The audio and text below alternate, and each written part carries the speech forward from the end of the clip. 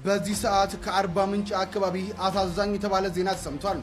በጋሞ ዞን በተለያዩ አካባቢዎች በጣለው ከባድ ዝናብ ምክንያት በተከሰተ የናዳና የጎርፍ አደጋ ሳቢያ የ30 ወገኖቻችን ሕይወት ማለፉን የአርባ ምንጭ ከተማ አስተዳደር አስታውቋል።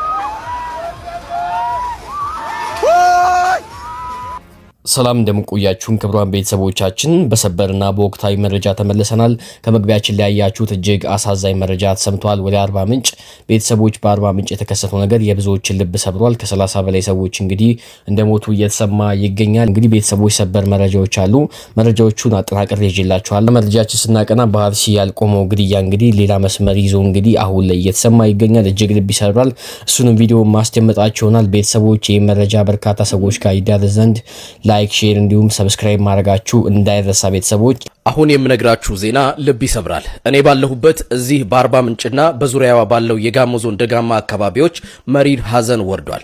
ላለፉት ቀናት የጣለው ኃይለኛ ዝናብ ባስከተለው የናዳና የጎርፍ አደጋ የ30 ወገኖቻችን ሕይወት በድንገት አልፏል።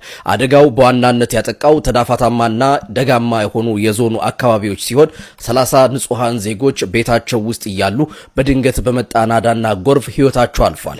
መኖሪያ ቤቶች ወድመዋል፣ ንብረቶችም ፈርሰዋል። የዞኑ አስተዳደር ሁኔታውን መሪር ሲል ገልጾታል። አሁንም እዚህ አርባ ምንጭ ዝናቡ ስጋት መሆኑ አልቀረም። አስተዳደሩ ተጨማሪ አደጋ እንዳይከሰት ጥሪ ያቀረበ ሲሆን ባካችሁ በገደላማና ለጎርፍ ተጋላጭ በሆኑ ስፍራዎች የምትኖሩ ወገኖቻችን ከፍተኛ ጥንቃቄ አድርጉ። የሰው ሕይወት ተተኪ የለውምና ለወገኖቻችን እረፍትን፣ ለቤተሰቦቻቸውና ለወዳጅ ዘመዶቻቸው ደግሞ ጽናቱን ይስጣቸው። ፈጣሪ ሀገራችንና ሕዝባችን ይጠብቅ። መልካም ጊዜ። በአርባ ምንጭ የደራሽ ጎርፍ ፈተና።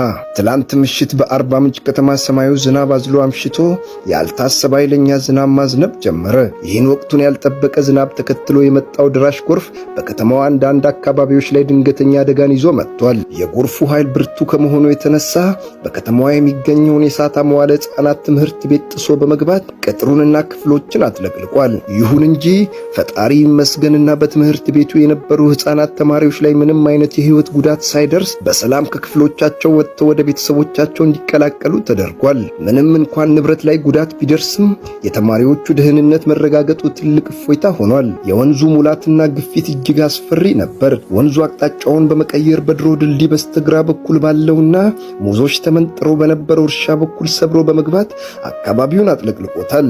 በተለይም በኖክሳይት በኩል ያለው ድልድይ ከፍተኛ የውሃ ግፊት ሲያስተናግድ አምሽቷል። ውሃው ከመጠን በላይ በመሙላቱ በድልድዩ አናት ላይ እስከ መፍሰስ ደርሶ ነበር። ይህን ተከትሎ የከተማዋ ፖሊስ ለሕዝቡ ደህንነት ቅድሚያ በመስጠት አደጋ እንዳይከሰት የታችኛውን ድልድይ ላይ የሚደረገውን የተሽከርካሪ እንቅስቃሴ ለጊዜው እንዲቆም አድርጓል። በአሁኑ ጊዜ ወቅቱን ያልጠበቀ ዝናብ እየዘነበ በመሆኑ መላው የአርባ ምንጭና የአካባቢው ማህበረሰብ ከዝናቡ ጋር ተያይዞ ሊከሰቱ ከሚችሉ መሰል የጎርፍ አደጋዎች ራሱን እንዲጠብቅና አስፈላጊውን ጥንቃቄ እንዲያደርግ ጥሪያችንን እናስተላልፋለን።